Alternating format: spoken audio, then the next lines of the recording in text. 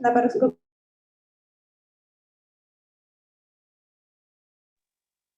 Muy buenas tardes a todos. Le saludamos desde el Hospital Tarapoto, de la Oficina de Capacitación, Docencia e Investigación y Telemedicina.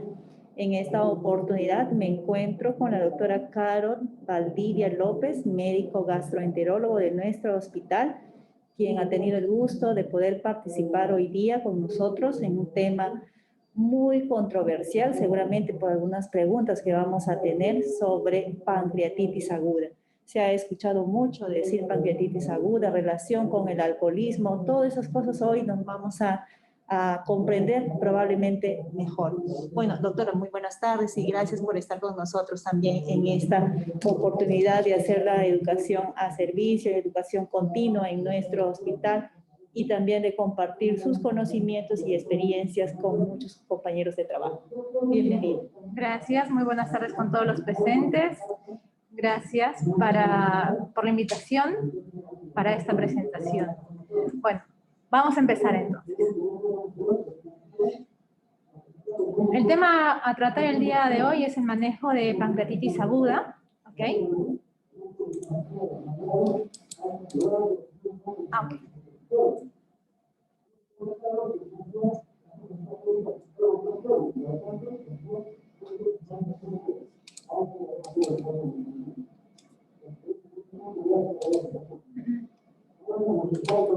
Creo que no solo va a servir como cursor. Siguiente, por favor. Siguiente. Entonces, la pancreatitis en sí es la inflamación de la glándula pancreática. ¿Por qué? Por muchas causas. Dentro de las primeras causas, o la principal causa, es cálculos a nivel tanto vesicular y a nivel coledocial. La segunda causa es la causa alcohólica y la tercera puede ser hipertrigliceridemia. Después vienen otras causas. Siguientes, por favor. Entonces, es la primera causa a nivel de hospitalización por el área de gastroenterología a nivel de los Estados Unidos y en hospitalización general es la causa número 21. Aproximadamente en 100.000 habitantes hay de 13 a 45 personas que pueden padecerla y hemos visto un cierto grado de predisposición dependiendo de la etiología. Las mujeres tienen mayor etiología biliar, sin embargo, los hombres pueden tener un poco más de etiología alcohólica. Siguiente, por favor. Siguiente. Se ha visto un aumento de la prevalencia en los últimos 40 últimos años, con un aumento hasta de 4 veces de la cantidad de personas. Siguiente. A nivel de los Estados Unidos, demanda mucho dinero durante toda la hospitalización y las complicaciones que esta demanda. Siguiente, por favor. Nosotros vamos a ver en la presentación que la pancreatitis aguda podemos nosotros dividirla según los criterios de Atlanta y dependiendo de esta clasificación podemos tomar las medidas que se tienen que tratar. En sí, la mayoría de pancreatitis aguda son un 80% son leves y un 20% son pancreatitis agudas severas. Y esto está marcado por la severidad y la severidad luego nos va a dar una mortalidad. Es decir, en los casos más severos hay mayor mortalidad llegando hasta un 50%. Siguiente, por favor. Vamos a hablar acerca un poquito solamente de la fisiología para entender la fisiopatología. Entonces, el páncreas está conformado por diferentes tipos de células. Unos son los acinos pancreáticos, otras son las células de los conductos, que son las células epiteliales de los conductos, y los islotes de Langerhans. Cada uno de estos tiene diferente tipo de función. Es decir, los acinos pancreáticos van a producir las enzimas digestivas o las enzimas pancreáticas que nos van a ayudar durante la digestión de los alimentos.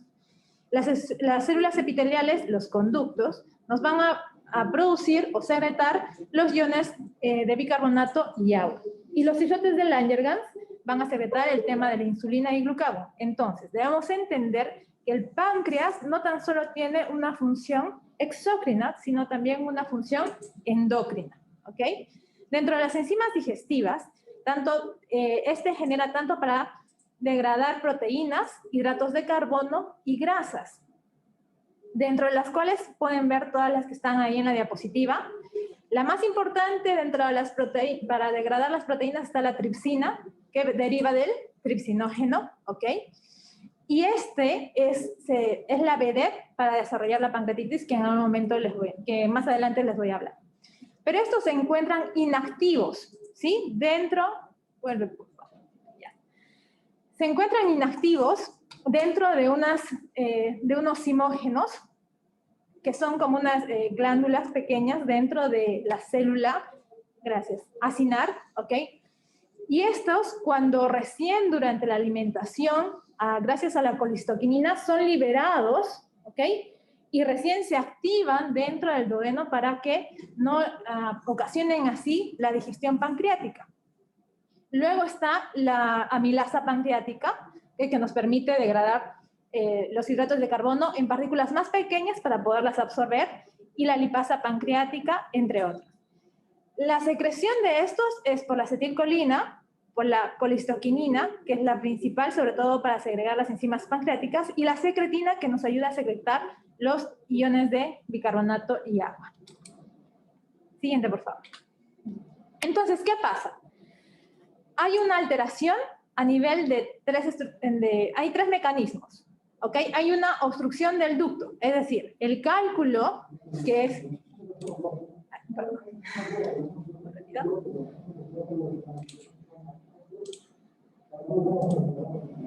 Ok.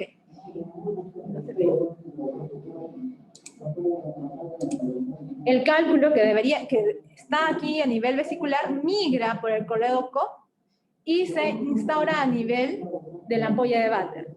Esto ocasiona, entonces, un reflujo duodenal y reflujo biliar, con un aumento a nivel también de la presión intrapancreática, determinando esto la activación de las enzimas que se encuentran dentro del páncreas. ¿Okay? Sobre todo en este primer caso, la lipasa, porque no necesita de ninguna otra para activación. Pero esto también, a nivel acinar, incrementa los niveles de calcio. Y este calcio va a ocasionar que los simógenos dentro de la célula acinar liberen las enzimas y así degraden o empiecen la autodisfagia pancreática. Pero no tan solo es a través de la coledocolitiasis, ¿sí? También cualquier tipo de obstrucción que puede ser hasta parasitaria o también por una obstrucción ampular por un cáncer. ¿Esto qué genera? Un edema intersticial. El edema intersticial por una vasodilatación que hay y empieza a haber una mayor permeabilidad vascular. ¿Okay? Entonces también que hay una isquemia a nivel de lo que es la glándula pancreática. A nivel del alcohol u otras drogas nos dañan lo que es la célula acinar, ocasionando una salida también de las enzimas y de las proenzimas, activación de estas y daño a nivel de la acina. A nivel de la misma célula, ¿qué pasa? Hay una disfunción tanto del retículo endoplasmático y una disfunción a nivel mitocondrial. Una disminución que ocasiona todo esto gracias al calcio, ¿ok? Hay un incremento abrupto del calcio ocasionando que esto es simógeno, que estas glándulas simógenas aquí saquen el tripsinógeno y se active, ¿ok? Entonces, todo esto es gracias al tripsinógeno. Siguiente, gracias. Entonces, ya hemos visto la fisiología de cómo funciona el páncreas, por qué se da la pancreatitis o los mecanismos posibles de una inflamación del páncreas, y vamos a ver cuáles son o cómo nosotros diagnosticamos una pancreatitis. Okay. El paciente tiene un dolor típico. ¿Cuál es el dolor típico? Es un dolor a nivel de epigastrio que se irradia faja hacia la parte posterior. Esto está aproximadamente en el 50% de los casos de los pacientes. Aparte, por una estimulación del plexo celíaco, se ve que hay náuseas, vómitos, ¿ok? Entonces, tenemos el cuadro típico, el serológico, que es la amilasa o lipasa, que es mayor a 3 veces el valor normal, y la imagen, que la primera imagen siempre al llegar por emergencia es una ecografía. La tomografía y la resonancia vamos a hablar un poquito más adelante. Entonces, ¿yo cuántos criterios necesito de esto? Necesito 2 de 3. Cualquiera, ¿no? Generalmente siempre es el clínico y el sérico. Siguiente, por favor. Ahora, vamos a hablar acerca de un poquito de la amilasa y la lipasa. No significa que entre más alto estén, va a ser más severa la pancreatitis. No tiene nada que ver con la severidad, solamente es diagnóstica. Hay ciertas diferencias entre la amilasa y la lipasa. La amilasa puede estar elevada hasta el tercer día y la lipasa puede estar elevada hasta el 8º o hasta el 15º día. Entonces, quiere decir que si un paciente viene con su día de enfermedad número 4, de repente no encontremos la amilasa elevada, solamente está la lipasa. Entonces debemos saber muy bien en qué día de la enfermedad el paciente se encuentra.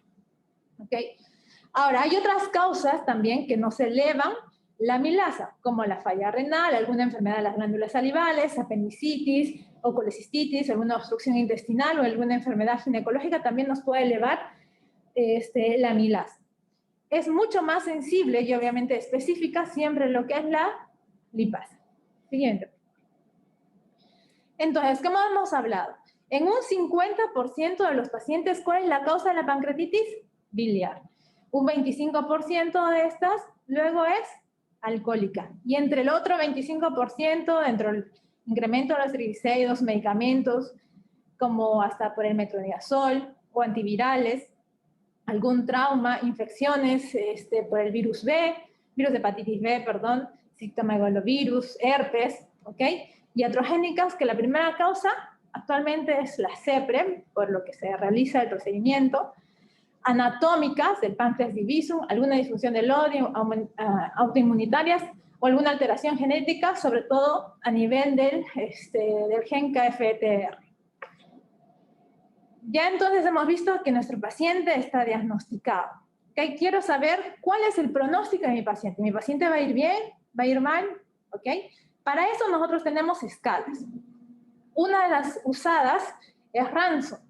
Sin embargo, lo malo de hacer la escala de Ransom para saber la predicción de mi paciente es que voy a demorar 48 horas en saber cómo va a ser el pronóstico de mi paciente. Es por eso que de repente no tiene mucha utilidad. Y recién se ve cuando tenemos un Ransom mayor a 3 que la mortalidad se incrementa. Siguiente, por favor. La siguiente escala de severidad es la escala Apache.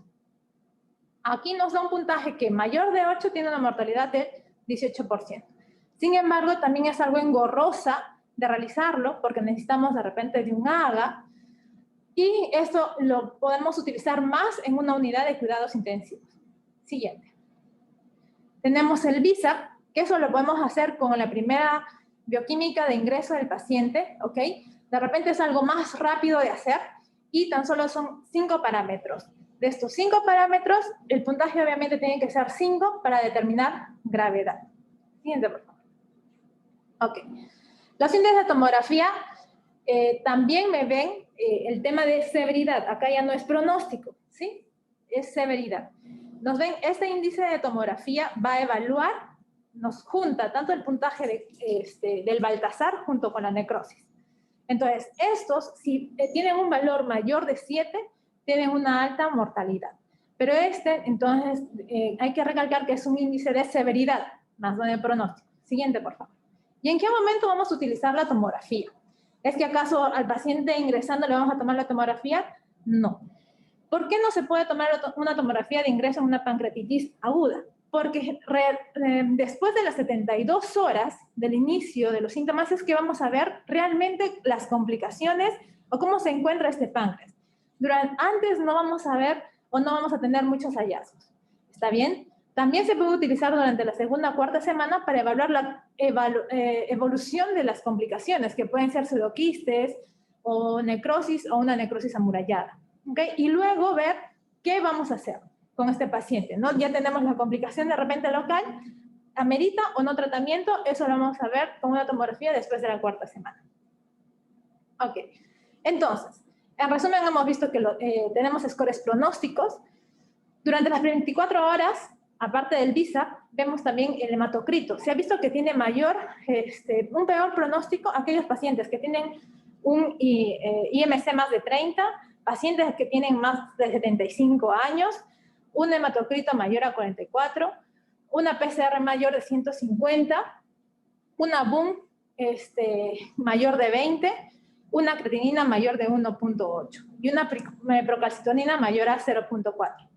Entre las imágenes está el punto de, está el índice tomográfico y los scores que ya los he mencionado. Siguiente, por favor.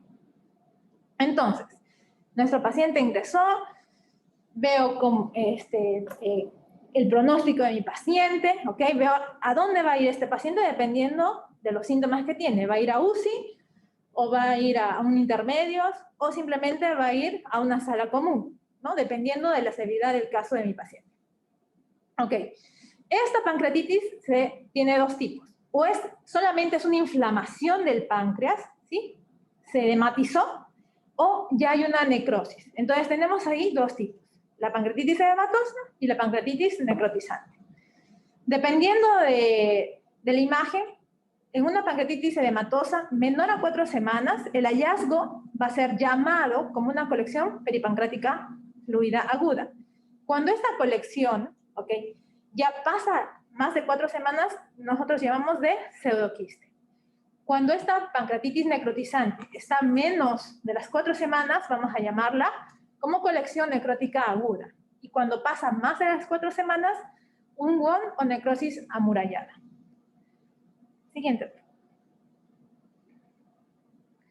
Nosotros debemos determinar que existen en sí dos fases o dos picos evolutivos dentro de lo que es la pancreatitis. Las 2 primeras semanas, en la cual hay un incremento de interleuquinas, citoquinas, ¿ok? Y esto ocasiona todo el CIRS, todo el proceso inflamatorio, toda la fiebre, taquicardia. Y luego está la segunda semana, perdón, la tercera, cuarta semana, en la cual ya están las complicaciones de la pancreatitis.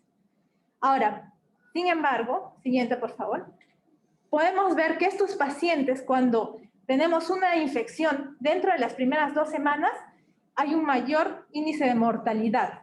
¿Ok? Siguiente, por favor. Ahora, dentro de las escalas, para ver cómo va mi paciente o en qué grado está en la pancreatitis, hace muchos años se ha tratado de catalogar la pancreatitis o clasificarla, ¿ok? Desde 1984, tanto con Marcela, en el 92 con Atlanta. Siguiente, por favor.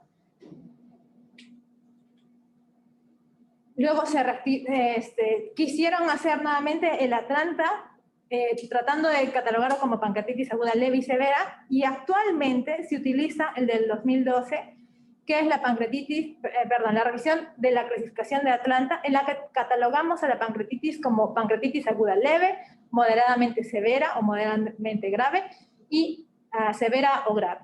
Y luego salió la revisión basada en determinantes, en la cual es pancreatitis aguda leve, pancreatitis aguda moderada, severa y luego crítica. ¿Pero a qué llamamos eso? Siguiente, por favor. Entonces, ¿por qué es leve? ¿Por qué es moderadamente severa? ¿Y por qué es severa? Leve es cuando no hay ningún tipo de falla orgánica ni complicación local. Moderadamente severa tiene una falla orgánica que es transitoria, es decir, menor a 48 horas o complicaciones locales. Y es severa, o la catalogamos como una pancreatitis severa, cuando tiene una falla orgánica persistente, es decir, más de 48 horas y con complicaciones locales. Siguiente, por favor. Y la clasificación basada en determinantes, como les dije que era leve, moderada, severa y crítica, ¿ok? Vemos que en la crítica hay también infección, o sea, no tan solo hay falla, ¿ok?, pero también hay infección. Esta complicación local está infectada, por eso es crítico. Siguiente. Y por cómo nosotros determinamos qué es falla multiorgánica, ¿no? O falla orgánica. Entonces, a nosotros, para determinar eso, vemos lo que es el score modificado de Marshall, en el cual si tiene más de 2 puntos en cualquiera de estas, es una falla orgánica. ¿Okay? Es decir, un PAFI mayor de 300, perdón, menor de 300, una creatinina mayor a 1.8, una sistólica menor a 50 sin respuesta a fluidos. Siguiente, por favor. Y esta falla multiorgánica o es temprana o es tardía. Entre más temprana sea la falla orgánica, hay mayor mortalidad. Es decir, si esta falla orgánica es fulminante, de 1 al tercer día, tiene un 90% de porcentaje de mortalidad. Cuando es subfulminante, es decir, al cuarto o séptimo día, tiene un 73% de mortalidad. Pero si nosotros vemos que hay una aparición de falla orgánica ya más tardía, la tasa de mortalidad disminuye hasta un 30%. Ok, entonces, en el primer cuadrito aquí podemos ver, entonces, que todo esto son las pancreatitis, ¿sí? El 80%, como les mencioné al principio, son leves y el 20% son moderadas, severas. ¿Cuál es la gran diferencia? Tan solo el del 0 al 1% mueren de todo esto del 80% de los pacientes que son leves. Pero llega una mortalidad mucho más alta cuando tenemos ya la severidad. Sobre todo cuando los pacientes con esta pancreatitis severa tienen una necrosis infectada, ¿ok? Tienen más chance de morir estos pacientes. Ahora, el manejo. El manejo es clave, sobre todo en 5 ítems. El más importante es la resucitación inicial de fluidos. Vamos a hablar acerca también de la nutrición, manejo del dolor, de los antibióticos y un poquito acerca del drenaje. La hidratación. Hay múltiples estudios en los cuales mencionan que, obviamente estudios pequeños, en los que antes del 2013, que el lactato Ringer era la solución ideal. ¿Ok? ¿Por qué? Porque se ha visto que con el uso del lactato Ringer no se ve una acidosis metabólica hiperclorémica que se veía con el uso de cloruro. Sin embargo, actualmente cualquiera de los dos está bien.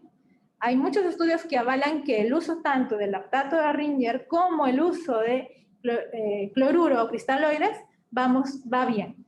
Ahora, ¿cuánto es que yo tengo que colocar a mi paciente? ¿Tengo que sobrehidratarlo o cómo lo tengo que hidratar? Ok. Se ha visto también en varios estudios que cuando nosotros nos pasamos de la hidratación, es decir, lo suprahidratamos, tenemos mayor mortalidad, mayor tasa de sepsis, mayor uso de ventilación mecánica en nuestros pacientes. Entonces, lo ideal es entre un volumen de 250 de 2.500 hasta 4.000 cc's. Pero ¿cómo le tengo que dar esto, no? Basándome siempre en resultados. Es decir, no lo voy a dar por dar. Siempre tengo que ver cómo va mi paciente, cómo va su diuresis, cómo va su presión arterial media, ¿ok? Cómo va su hematocrito, si bajó o no bajó. Recordemos que si tenemos un hematocrito mayor de 44, es un score pronóstico, es un punto pronóstico para una mortalidad alta. Entonces, nos debemos basar en eso. ¿Cómo va la evolución de mi paciente? Tiene que llegar con esta hidratación, ¿ok? Evaluándolo cada 6 horas, una frecuencia cardíaca menor a 120 latidos por minuto, una presión arterial media entre 65 y 65, un flujo urinario que tiene que ser mayor a 1 mililitro por kilo hora y el hematocrito haber descendido menos de 44, pero no ser menor de 35. Bueno, este es el estudio que les mencioné de 2013, donde menciona que sí, efectivamente, el lactato de Ringer era superior, ¿ok? Pero se vio luego que el uso tanto de cristaloides como de el lactato eran igual.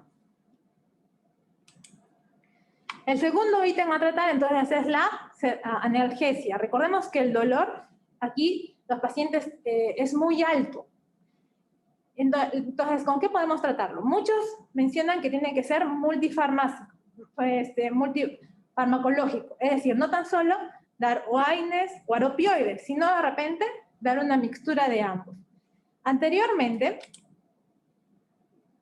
se mencionaba que los opioides tenían algún efecto perjudicial contra la pancreatitis. Esto se ha visto que no, ¿ok? Sí tienen un efecto a nivel de lo que es la contracción del esfínter de Oddi, pero al final se ve que no existe ningún tipo de diferencias significativas a nivel del número de complicaciones y eventos adversos si nosotros utilizamos opioides. Si necesitamos usarlos, se usan, ¿ok? El tercer ítem es la nutrición. La nutrición tiene que ser lo más temprana posible. No necesita que el paciente ya no tenga absolutamente nada de dolor. Con tal que el paciente al segundo día ya tenga menos dolor, nosotros podemos empezar una vía oral, ¿ok? Obviamente, si este es un paciente que es una pancreatitis leve. Cuando es una pancreatitis severa y yo voy a saber de repente que mi paciente no va a mantener el NPO más de 72 horas, entonces yo ahí preveo y le coloco una sonda nasogástrica o nasoyeyunal, dependiendo si mi paciente tolera o, por ejemplo, tiene una buena motilidad gástrica, ¿no? Si tiene una buena motilidad gástrica y no está con nada a nivel del estómago que me influya, le coloco una nasogástrica. Si tiene alguna alteración a nivel de la motilidad gástrica, entonces le coloco una sonda nasoyeyunal. No está en todos los pacientes darle una nutrición parenteral total, solamente en aquellos pacientes que tienen algún grado de obstrucción intestinal o tienen algún hilio completo y continuo. ¿Para qué me ayuda a mí la nutrición? Me ayuda a prevenir infecciones sistémicas, a modular la respuesta inflamatoria y a prevenir y tratar la malnutrición. Se está hablando mucho acerca de la inmunonutrición, ¿ok? Si le doy probióticos, si le doy simbióticos. Hasta el momento no hay nada dicho, ¿ok? Se ha visto que si yo quiero dar nutrición parenteral, a diferencia de la nutrición enteral, en este estudio del 2018 se ve que tanto a nivel de la mortalidad, de la falla multiorgánica y de las intervenciones quirúrgicas, tiene un odds ratio menos de 1 la nutrición enteral, es decir, va a favor siempre de la nutrición enteral. Ahora, el siguiente tema es el antibiótico. Mi paciente tiene una pancreatitis severa. ¿Le voy a dar antibiótico de manera profiláctica por si acaso se me infecte? No. En varios estudios, ¿ok?, se vio que al dar nosotros un tratamiento antibiótico de manera profiláctica, hacemos que los patógenos sean más resistentes, ¿ok? Y entonces nos cambian todo lo que es la flora. Y nosotros al querer dar nuevamente otro antibiótico, pues vamos a ver que no va a ir bien nuestro paciente. Entonces, quedamos en que no se recomienda para la prevención de complicaciones infecciosas en la pancreatitis aguda. No se recomienda la profilaxis antifúngica ni de descontaminación intestinal selectiva. Solo está justificado el uso de antibióticos de forma empírica en pacientes con falla orgánica o alta sospecha de infección en espera de cultivos de la necrosis. Es decir, yo tan solo voy a dar empíricamente antibióticos si mi paciente, por ejemplo, estamos en su quinto día, sexto día, estaba bien, ya no tenía fiebre, bajaron los leucocitos, ¿ok? Y de pronto me empezó a hacer fiebre, náuseas, vómitos, empezó con el dolor, nuevamente los leucocitos altos. En ese paciente, entonces yo sospecho que está o se está infectando. Y ahí sí podría o estaría justificado el uso de antibióticos. Ok. Ya hemos hablado de los ítems, pero nos falta hablar acerca de los drenajes. Y el drenaje se basa más para las complicaciones. Dentro de las complicaciones ya les hemos hablado de las complicaciones locales, ¿ok? Y el drenaje, ¿en qué se va a dar? Tenemos que hacer drenaje en cualquiera de estas que esté de repente infectada. Tenemos aquí un pseudoquiste pancreático, aquí también, ¿ok? Estas son colecciones, pero más de 4 semanas. ¿En qué vemos estos pacientes con pseudoquiste? En una pancreatitis edematosa intersticial, ¿no? Ya aquí encontramos una colección necrótica, es decir, menos de las 4 semanas. Todavía no vemos ni siquiera una pared bien definida. Solamente vemos bastante necrosis acá, no se ve ni páncreas. Todo esto es necrosis, colección, ¿ok? Ya cuando esta necrosis se va encapsulando, vemos que ya tiene cápsula. ¿Ok? Acá también. Vemos acá aire, probablemente esté infectado. Es una wall of necrosis o una necrosis amurallada. Entonces, ¿qué hacer? Yo tengo un paciente que tengo la sospecha de infección. Ok. Yo empiezo antibióticos empíricos. O le hago una muestra por tomografía, una PAP por tomografía, o lo que puedan tener a mano, de repente tienen una percutánea. ¿Ok? Entonces, a esto yo le empiezo antibióticos y veo si mejora o no mejora. Siguiente. Oye, ya. Si sigue bien, si el paciente está estable, yo continúo con los antibióticos, se observa y se retrasa algún procedimiento invasivo. ¿Ok?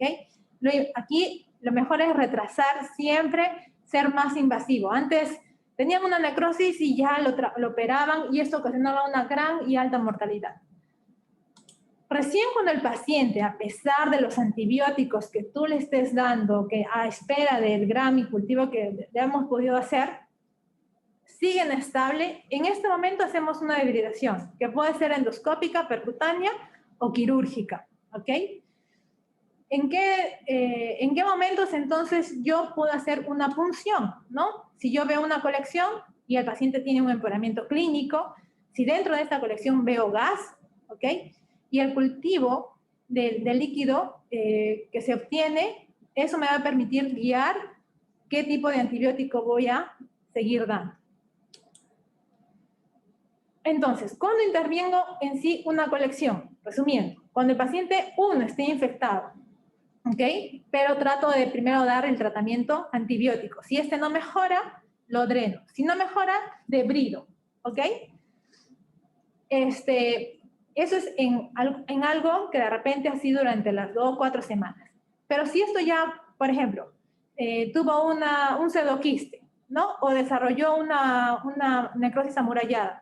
Estos pacientes es mejor no tocarlos, excepto que tengan un dolor abdominal, una obstrucción gastrointestinal, obstrucción biliar, alguna compresión vascular. En estos casos también yo tengo que intervenir esta colección, ¿ok?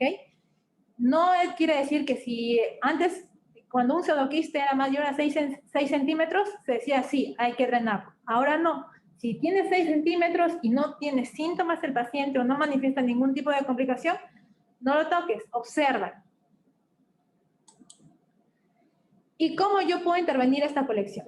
Pues se ha visto múltiples estudios que existe mayor seguridad y mejor costo-beneficio y menor estancia hospitalaria cuando el tratamiento es endoscópico, ¿sí? Luego le sigue el percutáneo y al último el quirúrgico. Acá tenemos simplemente algunas imágenes cómo es, aquí es la colección,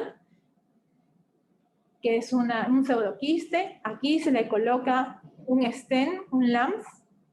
Bueno, este es un stent biliar. Y acá ya colocado en LAMS, que es un stent especial de aposición de lumen, en el cual nos ayuda al drenaje, ¿no? En este caso tenemos 2 pigtails dentro de este stent. Este es dentro de la cavidad. Aquí podemos observar la pus dentro del páncreas, ¿ok? Y luego, después que esto, lo limpiamos a través, obviamente también con el endoscopio, se va debridando y se va sacando toda la necrosis y va quedando más limpio. Actualmente se utiliza el step approach, es decir, vamos a ir paso por paso, dependiendo si yo voy mejorando o no mi paciente. Como les dije, primero, punzo. Luego dreno. Si yo drené y mi paciente mejora, no lo toques. Drenado está bien. Pero si tú drenas, es decir, tan solo haces una apertura por cualquier lado para que salga el líquido, pero si persiste con sintomatología o empeoramiento clínico, ahí debridas. Es decir, entras y haces una necrosectomía, que puede ser tanto laparoscópico, puede ser endoscópico, dependiendo de dónde nos encontremos.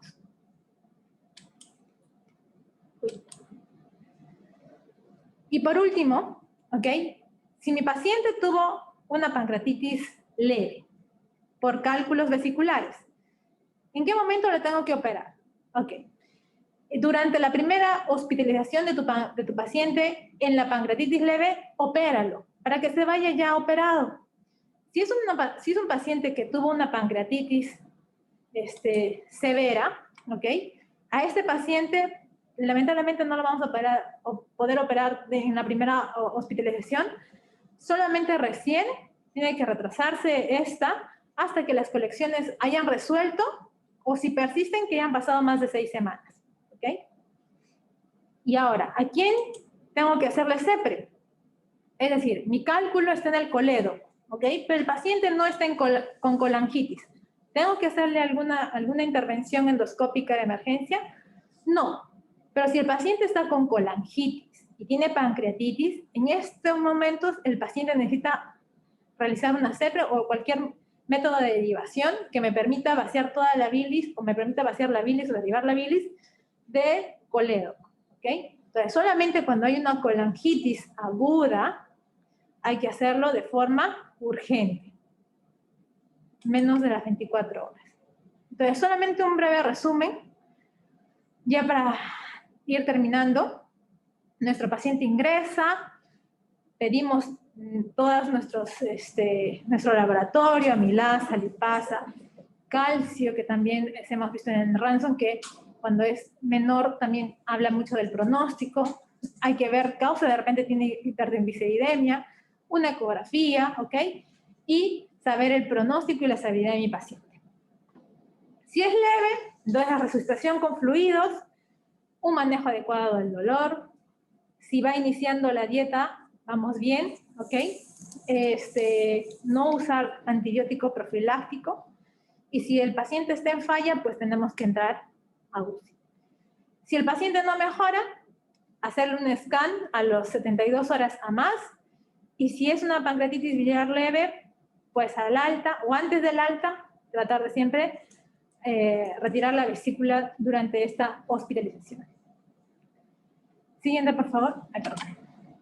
Y como conclusiones. Entonces, la pancreatitis aguda es una patología muy frecuente, con una tasa relevante de complicaciones. El manejo inicial oportuno y acertado mejorarán el pronóstico de nuestros pacientes. La monitorización expectante de los pacientes nos permitirá actuar de manera adecuada ante cualquier complicación. Y se necesita gran capacidad técnica e instrumental para poder resolver las complicaciones en los casos de complicaciones, siendo estas últimas propias del manejo de hospitales de alta resolución.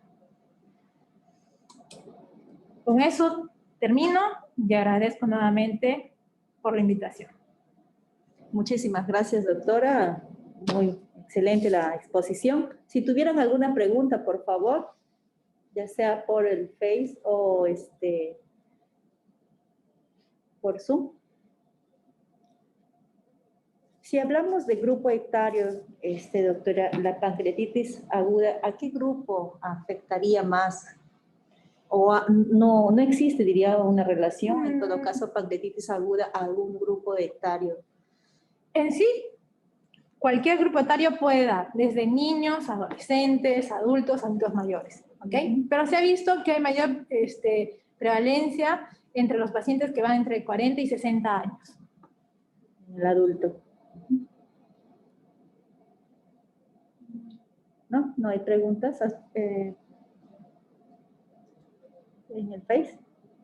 ¿Tampoco? ¿O han entendido todo o no han entendido nada? Muy bien, entonces solo quiero agradecerle, doctora, quizás un mensaje de lo que podría recomendarnos como medida de prevención en todo caso, ¿no? Sí, bueno, yo les aconsejo a todos mis pacientes que tienen cálculos vesiculares, ¿ok? Que se operen y que no esperen tener complicaciones, tanto como colangitis, una colistitis aguda, ¿ok? O el tema de la pancreatitis. Siempre también les aconsejo que no es tomar mucho alcohol. Uno no le puede tampoco prohibir que de vez en cuando puedan consumirlo, pero sin excesos, ¿sí? Porque no tan solo está, el alcoholismo nos da el tema de la pancreatitis aguda, nos da el tema de la cirrosis, que acá en nuestra población es muy alto, debido a que aquí en San Martín, no sé, de repente por la misma costumbre consumen bastante alcohol. Entonces, no tan solo es por la pancreatitis, ¿no? Sino también por otras complicaciones, como les digo, acerca de la cirrosis. Y bueno, mantener una vida sana en lo posible. Ahora con el tema de la pandemia, ya saben, distanciamiento social, lavado constante de manos, no acercarse a gente enferma, en lo posible, si no necesitas salir de tu casa, no salgas de tu casa, ¿ok? Y luego mantener una vida sana, es decir, come sano, come a tus horarios, haz actividad física de vez en cuando y vamos a vivir por muchos años más. Bien, doctora, muchísimas gracias. Gracias a las recomendaciones y bueno, y gracias a ustedes también por acompañarnos en esta ponencia. Nuevamente, doctora, muchísimas gracias por estar con nosotros y compartir su conocimiento. Bueno, un agradecimiento especial también a la Oficina de Informática y Comunicaciones que hace posible que podamos transmitir estas capacitaciones, estas reuniones académicas que tenemos día a día. Y bueno, nada, desearles que pasen un bonito fin de semana. Muchísimas gracias.